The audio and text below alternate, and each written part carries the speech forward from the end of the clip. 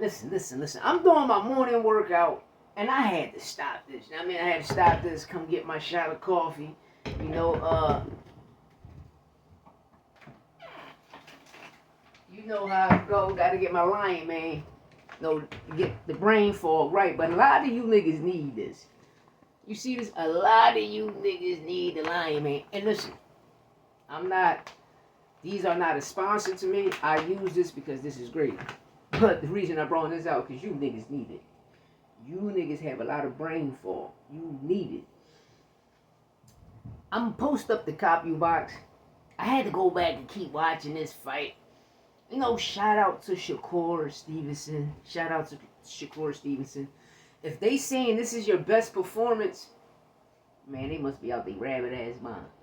Because when you fought the last fight you had in Jersey, I say that was one of your best performances, staying in on the inside, because you wasn't even running like that. You know, you was catching and shooting.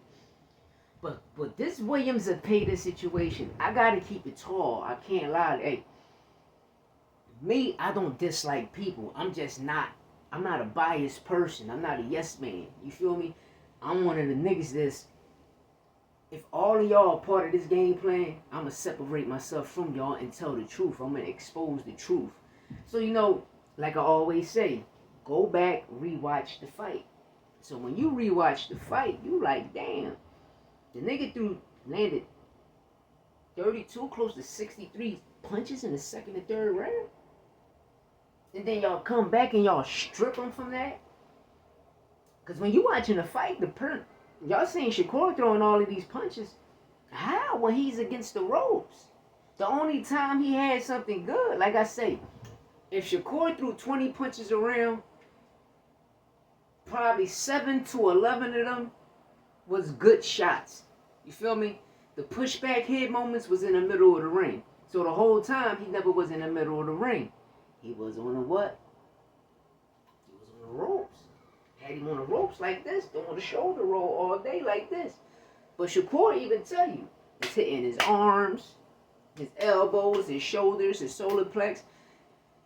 Williams Zepeda jab was in his face all night. All night. And by me just looking at the Compubox, I'm like, what fight did these motherfuckers see? Because to keep it tall, if he going, y'all claiming this is best performance, and he's going in there telling you, yo, I got hit too much, too much. My body is in this much pain. So tell me, who landed the more effective shots? Tell me who landed the most effective shots. You don't see Williams Zepeda coming on here saying, my body hurt, my body this, my body that. And if y'all saying, like I always keep saying, if y'all saying that was Shakur's best performance, then what was Tevin Farmer's performance against Williams Zepeda? Both times. The first time, dropped him, exposed him, etc. Second time, did it with one hand. We watched him hurt his hand, and he did it with one hand. And Shakur couldn't put on no type of performances like those two performances. So if that's your best performance, bro, I don't know what to tell you. Then you can't be the top dog at 135 with only 3 fights in. The first fight you had at 135, you ran. So that shouldn't be a victory. That victory need to come back. We want to see you go fight Edwin De Los Santos. We need that rematch to show that you're amongst the elite. Because besides Edwin De Los Santos, who did you fight, bro? I'm waiting. The nigga Frank Martin put hands on Artem, bro. You ain't do nothing, which I thought was one of your good fights because you was catching and shooting, etc. But Williams Zepeda, bro, you was on your back foot all night. Man. And I'm not here to throw shade on Core. Because me personally, I had Core getting a knockout if he would have fought his fight and kept it in the middle of the ring. Why? Because he was too sharp. He was too sharp right there. Like, I'm a Shakur fan. I'm a boxing fan. I'm a Williams Zepeda fan. I'm everybody fan because I love the sport. You know? And Core, listen to Grandpa, bro. Listen to your Grandpa. Because I see what your Grandpa sees. Bro, your shoulders, you got the power, nigga. You punch hard, nigga. Like, you punch hard. You just would have kept that shit in the middle of the ring. your performance would have been super duper amazing. And that's what people is judging by, the little sporadic moments you had. But when you watch the whole fight, you got to keep it tall. If somebody got you on your back foot, that mean that person controlling the fight. So that means William Zepeda was controlling the fight. Because we seen a Shakur we never seen before. You ain't choose to do that. Because if you would chose to do that, you would have stayed in the middle of the ring. But you used the ropes because just in case you get knocked out, you about to fall. Like what happened in that third round, that rope saved you, bro.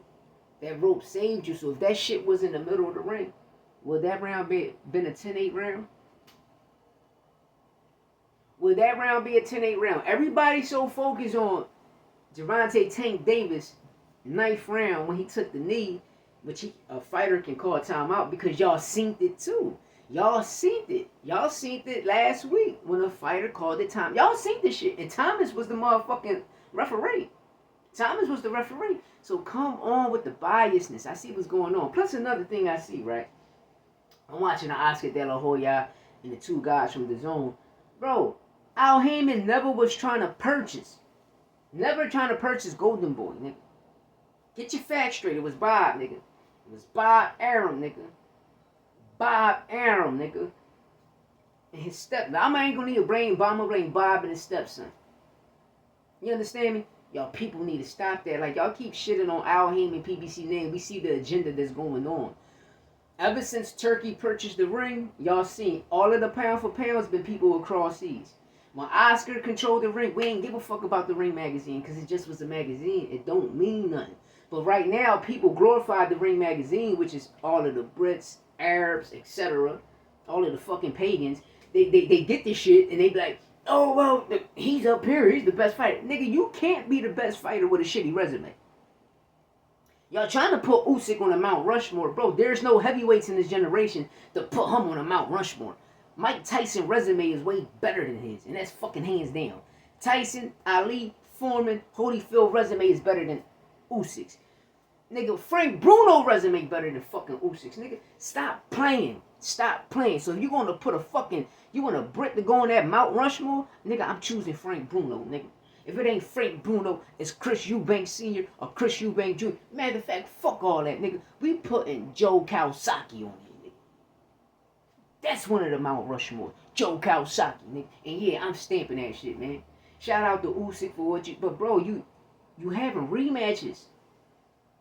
You had 7 fights at heavyweight. One, you got exposed. People was like, Then the last 3, you fought them 2 times apiece. Let me know what y'all think in the comments. Just like